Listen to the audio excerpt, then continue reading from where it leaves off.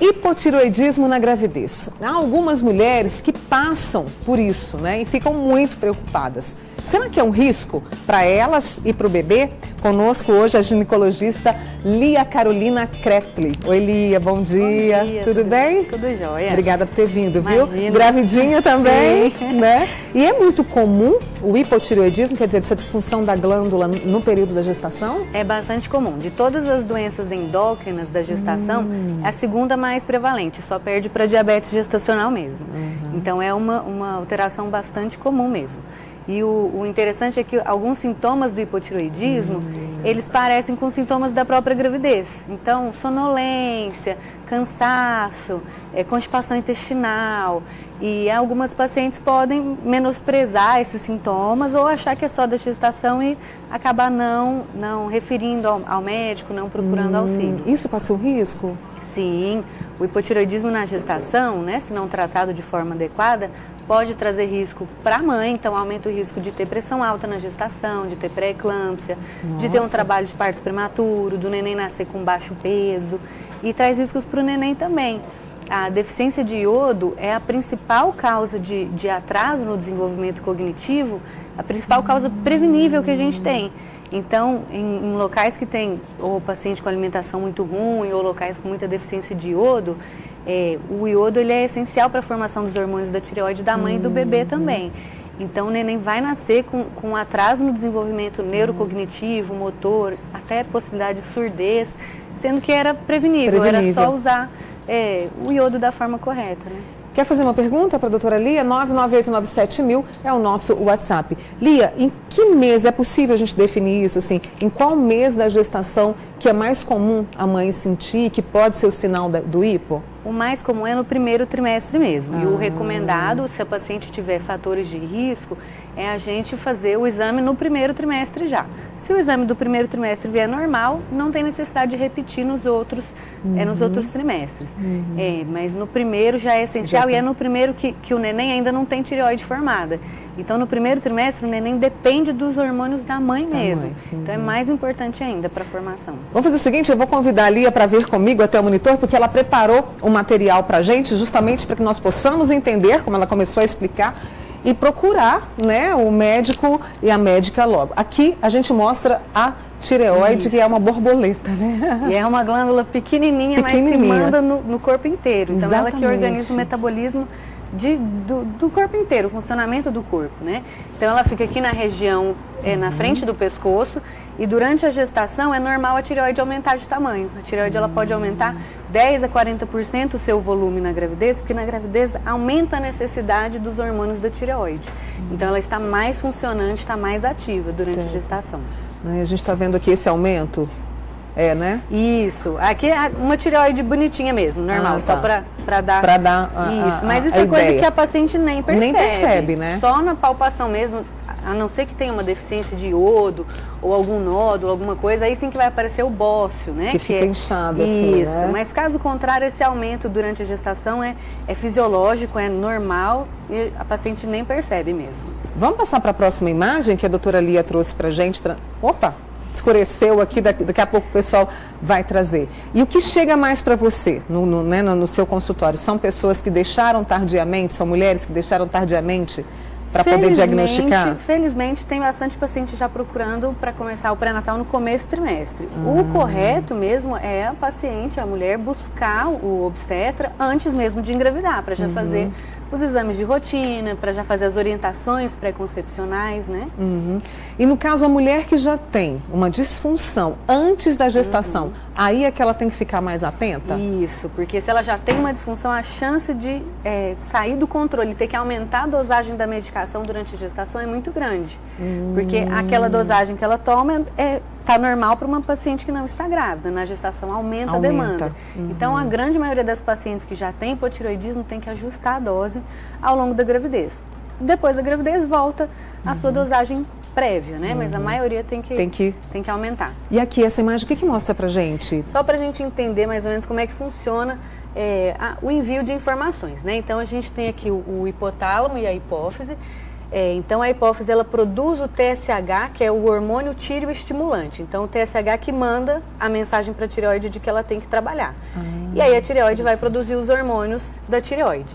E isso eles têm uma comunicação de mão dupla. Então se a tireoide estiver produzindo hormônio demais, isso vai chegar para lá e esse TSH vai diminuir. Vai falar, tireoide, já tá bom, pode parar um pouquinho. Pode parar um pouquinho. Se a tireoide estiver produzindo pouco hormônio, estiver mais preguiçosa, ou no caso de deficiência de iodo, vem esse aviso para cá e aí vai aumentar mais TSH para dar o sinal. Tireoide, você tem que aumentar mais a produção. E é justamente esse aumento do TSH estimula a tireoide que causa o bócio, né? Então, em regiões que a gente tem deficiência de iodo, o bócio é a tireoide aumentada porque a hipófise está tentando aumentar o TSH para ver se consegue estimular essa tireoide a trabalhar. O interessante é que na gestação, a natureza é perfeita, né? Não é, Lia? Então, o beta-HCG, o HCG, que é a gonadotrofina humana coriânica, que é até o exame que a gente faz no sangue para saber, né? Para saber se está gestante, o HCG, ele é bastante semelhante com o TSH. Então, ele entra aqui e consegue estimular a tireoide. Então, ele consegue estimular a tireoide para a tireoide produzir mais hormônios. Então, o TSH é normal ele dar uma diminuída durante a gestação. Ele diminui um pouquinho porque já tem o HCG estimulando em conjunto a tireoide. Então, os valores de referência do TSH durante a gestação, eles são diferentes do que fora da gestação. Ou seja, para você entender, você que chegou agora, a tireoide, né, que que manda na formação da criança, vamos dizer assim. Ele é importante para o desenvolvimento neurocognitivo do neném, né? E para a mãe é importante para manter o metabolismo funcionando. Então, ela que vai falar se a paciente, quais são os sintomas, né, do hipotireoidismo. O corpo inteiro fica mais devagar, fica mais preguiçoso. Mais lento, né? Então, sonolência, cansaço, intolerância ao frio. Tá todo um calor, o paciente está com frio. E essa é a única coisa que não parece com a gravidez. Agora, todo o resto parece com a gravidez. Exatamente. O intestino fica preguiçoso. Uma certa tristezinha. Sim, é uma causa que a gente tem que investigar na depressão. Então, o hipotireoidismo pode influenciar e ser uma causa de depressão. Até. E o ganho de peso? O ganho de peso também fica aumentado, que também é uma coisa comum da gravidez. Então, a paciente tá tudo dentro da gravidez. Mas o metabolismo lento dificulta perder peso ou até pode influenciar no ganho de peso também. Que vai gerar uma série de outros problemas também, Sim, né? Por isso que aumenta o risco de pressão alta, Exatamente. E de diabetes, né? Nossa. É o seguinte, nós vamos fazer uma pausa, eu vou checar as perguntas que chegaram para a doutora Lia, que é ginecologista e está conosco aqui hoje falando sobre o hipotireoidismo na gestação. Pode mandar sua pergunta pelo 998-97000. A gente vai para um rápido intervalo, né, Lia? Para a gente tomar uma água e já voltamos e tem mais para você. Vai pegar a estrada nesse feriado? A Polícia Rodoviária Federal tem dicas pra gente, viu? Principalmente para quem segue para a Romaria. É um intervalo rápido, eu volto já com você.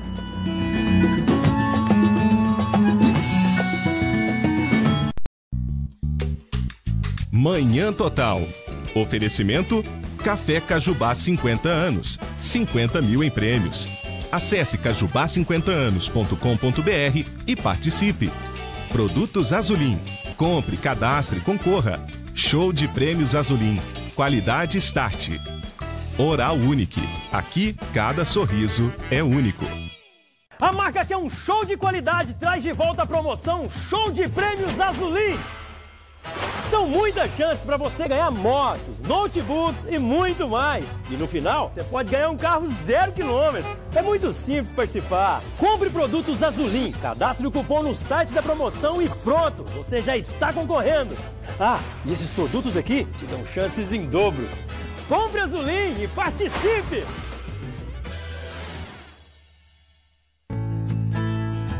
Você sabia que o Supermercado Sem agora é perto de casa? Perto de casa, um vizinho que está sempre ao seu lado. Perto de casa é barato, é meu supermercado. Faço minhas compras perto de casa. Tudo que precisa está ao seu lado, perto de casa. 30 anos de história que vai continuar. Faça suas compras perto de casa. Sim, agora é perto de casa. Faça suas compras perto de casa.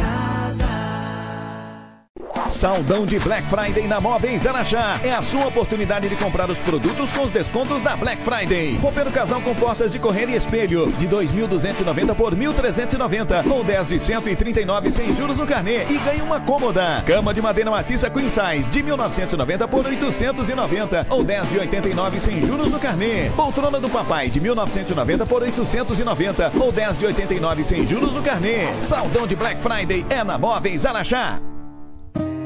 Eu sei que são noites em claro, que muitas vezes não é fácil. E que no fundo do peito vocês sabem que isso me fortalece por toda a vida e nos faz crescer juntos, como família. Tem mais gente que nos apoia, porque essa causa tem que ser de todos. E por mais que eu ainda não consiga falar, eu sei que vocês me entendem. A amamentação. Incentive a família, alimente a vida. Nesta quarta, 10h30 da noite. O Partigiano. Se prepare. Ao vivo. Tem um desafio para as estrelas. As duplas vão dançar músicas e ritmos escolhidos por elas. Dance em Brasil.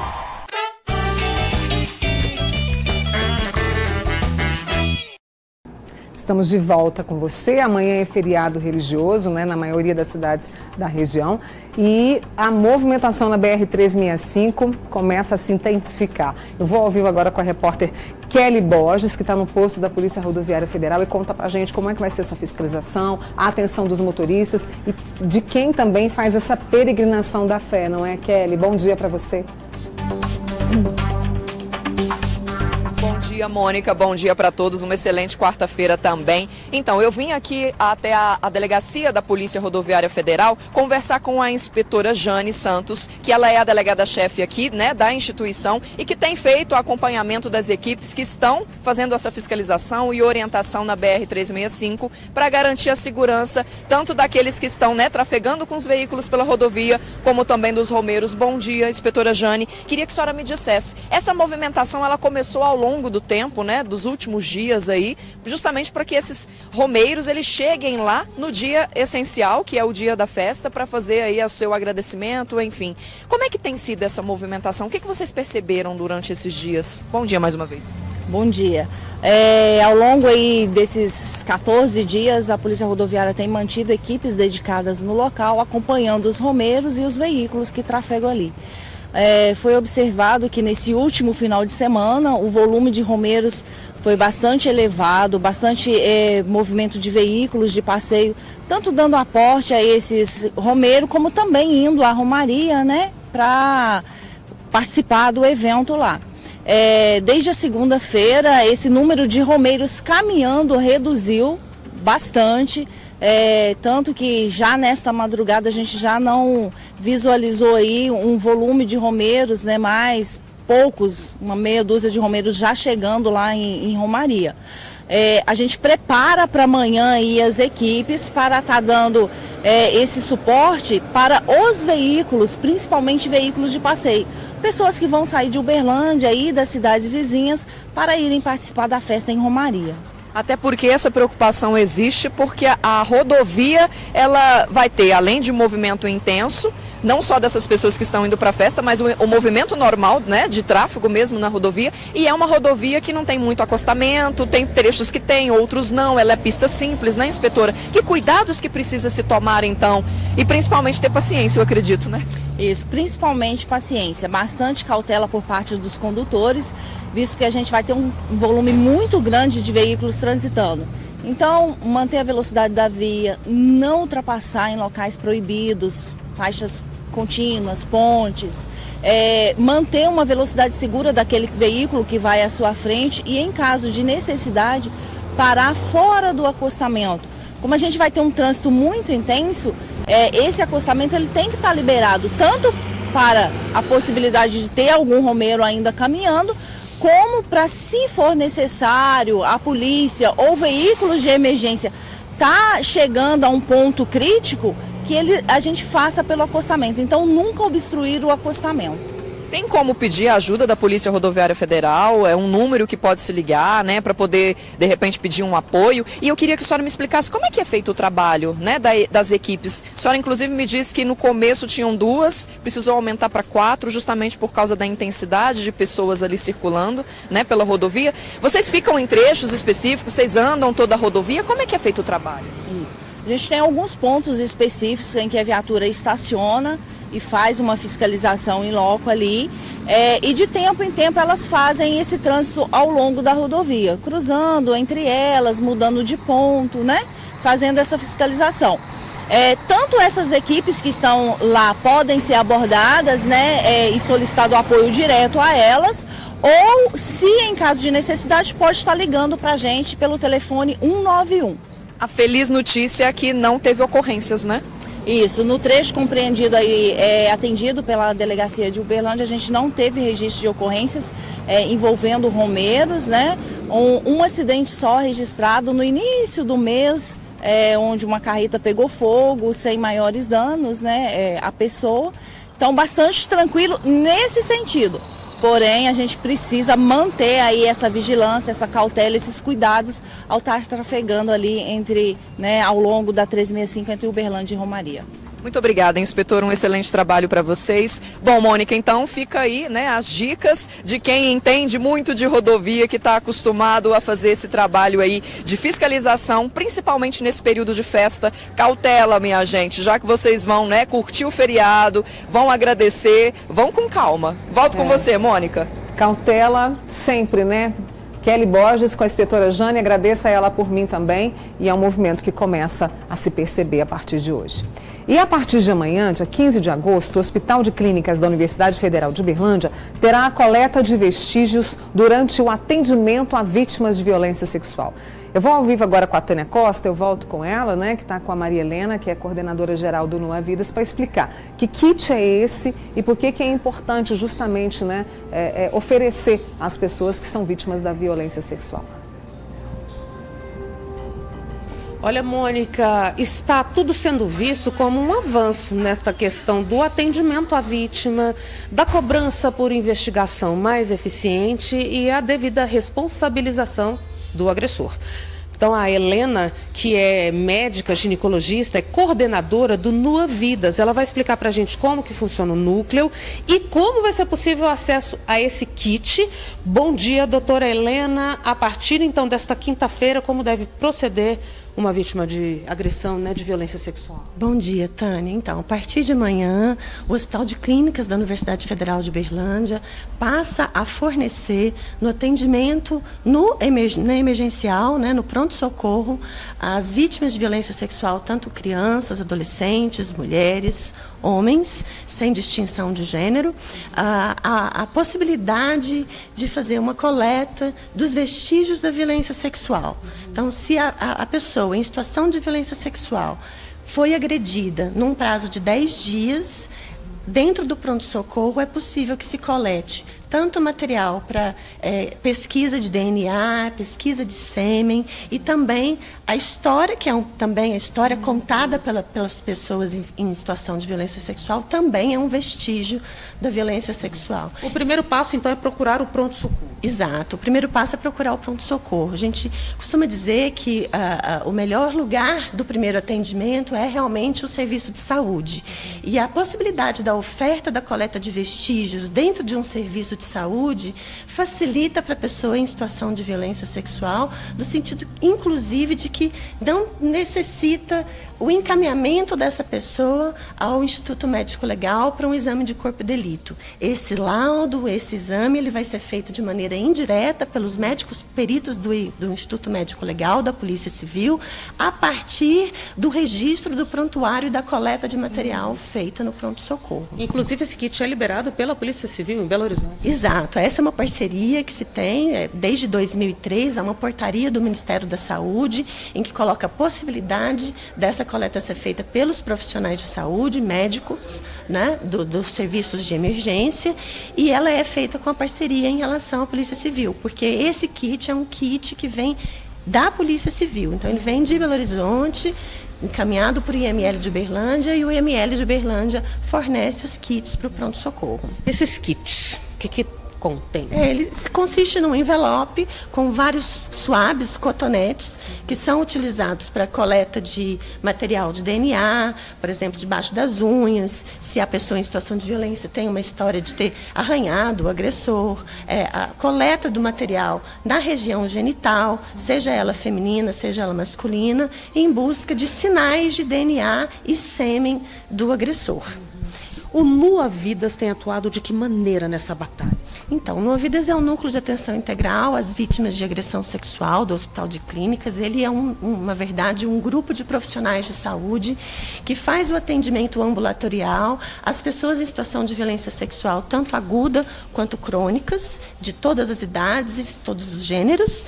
E ele também é responsável pela capacitação e qualificação do atendimento humanizado das pessoas. A gente entende como professoras da Faculdade de Medicina, da Faculdade de Direito, do Instituto de Psicologia, que somos, né, um grupo multidisciplinar, composto por médicas, por psicólogas, por assistentes sociais e por enfermeiras, que a gente tem também um dever de formar profissionais, tanto na graduação quanto em educação continuada dos profissionais, formar esses profissionais de uma maneira humanizada e qualificada para o atendimento.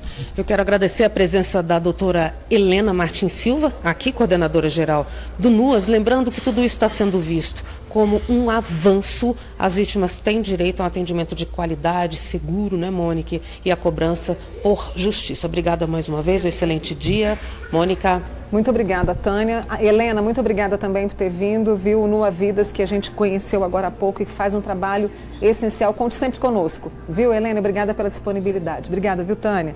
Deixa eu mandar um abraço para você que nos acompanha as notícias, né, as informações e participa conosco também. Deixa eu trazer um abraço grande para Joana Dark. Oi, Joana, um beijo. Para Rosângela, Elzimar, a Patrícia e a dona Antônia. Olha, ela viu a lua ontem durante a trilha. A Patrícia, eu acredito que você deve ter feito bike, né? Pedalou ontem. Então depois me manda a foto. Aliás, a lua hoje deve estar maravilhosa também, né? Deve estar no ápice dela hoje. Então você manda a foto pra gente. Aí amanhã, a Luhan, super antenada, me disse que amanhã, viu? Que a lua vai estar plena. Então vamos todos olhar para o céu e se você, né, tirar foto, manda pra gente, tá? A Lindalva do Bom Jesus, a Heloísa de Uberaba conosco, a Sandra também. Quem mais está chegando por aqui? A Kelly de Uberlândia, a Dona Horizontina de Patos e a Inês do Jardim Patrícia. Muito cansaço, intestino preso, tristeza, são, né, sinais, aliás, é um pouco dos sintomas do hipotireoidismo. E ele pode aparecer nos primeiros meses da gravidez, é o que a gente está conversando hoje. E eu vou voltar a conversar com a ginecologista, né, a Lia Kretli, que está com a gente. Eu tenho perguntas aqui para você, antes da gente, né, até falar da medicação. A Kelly de Uberlândia, achei a Kelly, está aqui. Ela está grávida de 15 semanas e ela disse que tirou a tireoide, fez a retirada total. Fez o exame do TSH e deu 6,3. Ela está tomando Levoide 125. Desse jeito, algum risco para o bebê? A gente tem que saber por que ela tirou essa tireoide. Porque tem algumas pacientes que têm doença autoimune, então a gente produz anticorpo contra a nossa própria tireoide. E a gente retirando a tireoide diminui o problema para a mãe, mas esses anticorpos eles podem passar para o bebê. Então a gente tem que saber por que ela retirou a tireoide, se foi por presença de autoanticorpos, para fazer um acompanhamento ideal desse bebê, porque esse anticorpo pode passar e estimular a tireoide do bebê. E ela tem que acompanhar com um endocrinologista ou com um obstetra especialista em pré-natal de alto risco. Esse valor de TSH dela ainda está um pouquinho alto, o ideal é que estivesse um pouco menor, então talvez ela precise ajustar a dose da medicação. Quando a gente ajusta a dose, usa a dose correta, os riscos eles reduzem durante a gestação. E a gente vai contar agora a história da Juliana, né? A Juliana Nogueira, que passou pelo problema durante a gravidez. Vamos conferir.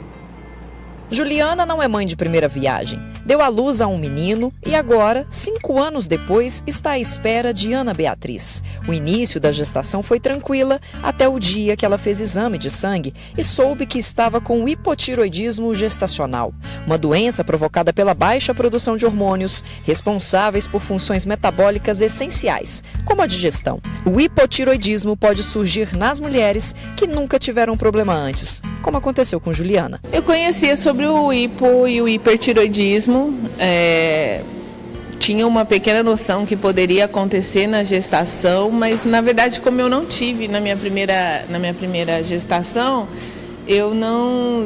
de princípio eu não me preocupei com essa possibilidade. A gente nunca se preocupa, né, com que a gente pode vir a ter alguma coisa, né? Então, quando vem o resultado, aí sim, aí a gente começa a buscar informações e aí vem aquela preocupação, aquela culpa de mãe, né? Poxa, e agora o que eu vou fazer? Como que eu vou cuidar da minha saúde para que isso não afete o meu bebê? Juliana não precisou buscar ajuda de um especialista para acompanhar a evolução da doença. Foi a obstetra dela que sugeriu o tratamento durante o pré-natal para repor os níveis de hormônios. Quando eu tive o diagnóstico, a gente começa a buscar informações, né? E uma das coisas que mais me preocuparam era a questão da malformação e do desenvolvimento cerebral que poderia ficar prejudicado, né? Então, como eu trabalho na área de educação, a gente sempre acaba, poxa, não vou deixar que isso aconteça com o meu filho. Mas a doutora Lia, ela explicou e aí foi quando ela me tranquilizou. Ela falou assim, olha, Juliana, você tem, sim, mas a sua diferença não é tão alta como outras pacientes que eu tenho. Então, esse risco, ele pode acontecer, mas você não precisa se preocupar porque é mais um descontrole seu. O bebê está sugando todas as suas vitaminas, as suas coisas, mas vai dar certo, né? Então aí a questão de você confiar também é bem legal, né? Porque você fica mais tranquila e você aceita melhor e não fica buscando tantas coisas que te deixam aí mais paranoias também. Você descobriu logo no começo, então depois foi só tranquilidade e agora tá tudo bem com você, com a Ana Beatriz e que tá pronta para chegar. Agora sim, agora é só esperar, qualquer momento aí ela pode vir a esse mundo aí e vamos torcer para que seja tudo tranquilo.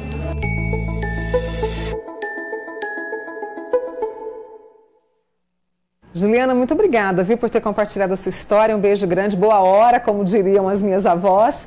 E mande foto da Ana Beatriz pra gente, tá? Muito carinho por você. E a gente continua com a doutora Lia, que é ginecologista, né? E a gente trouxe a história da Juliana, que foi interessante. Ela teve a primeira gestação e na segunda veio. Tem a ver, por exemplo, com a idade que ela engravida? Então, a gente tem alguns fatores de risco.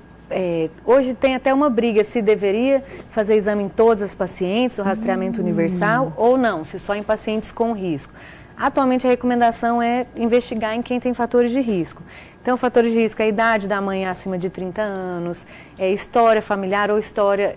minha mãe tem hipotiroidismo, isso já é um indicativo para você investigar.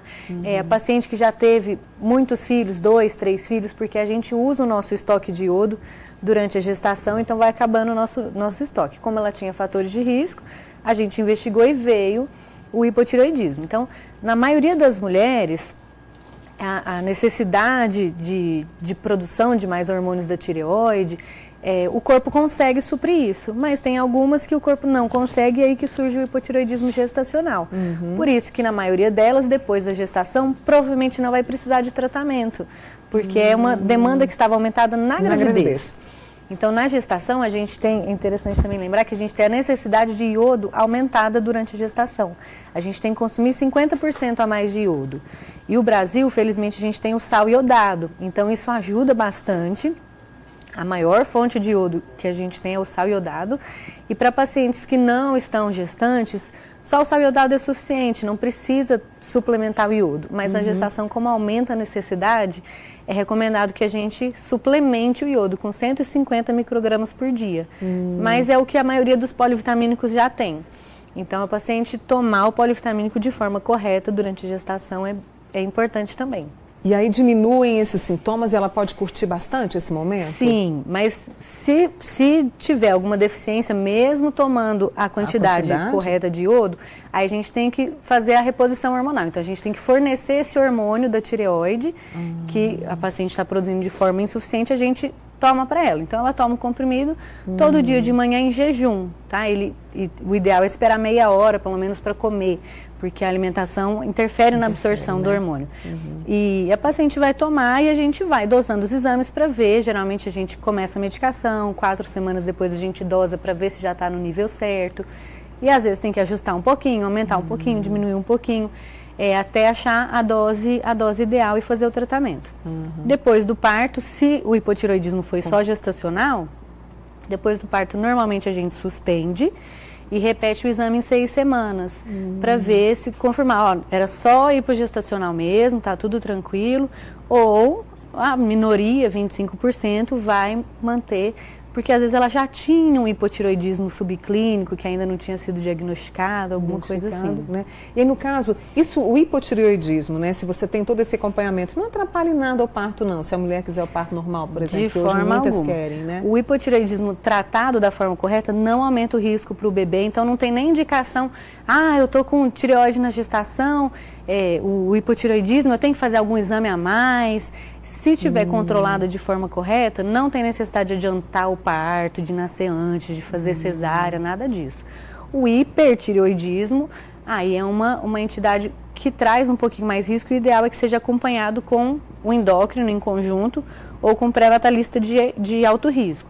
Agora o obstetra mesmo consegue fazer esse acompanhamento e tratamento. Né? E aí tá tudo certo, tudo tranquilo para essa mãe ter esse bebê, né? Sim, estamos esperando. A Juliana está com 37,5. Já está aí, praticamente. Tá pronta. Eu vou pedir a Lia para voltar comigo, porque ela trouxe uma tabelinha, não foi? Para a gente poder mostrar? Só para a gente mostrar, porque a medicina, ela está em constante evolução. Sim. Então, algumas coisas que a gente achava 5, 6 anos atrás, os estudos já mostraram para a gente que já caiu por terra. Então, eu trouxe aqui, para não expor nenhuma paciente, eu trouxe o meu exame.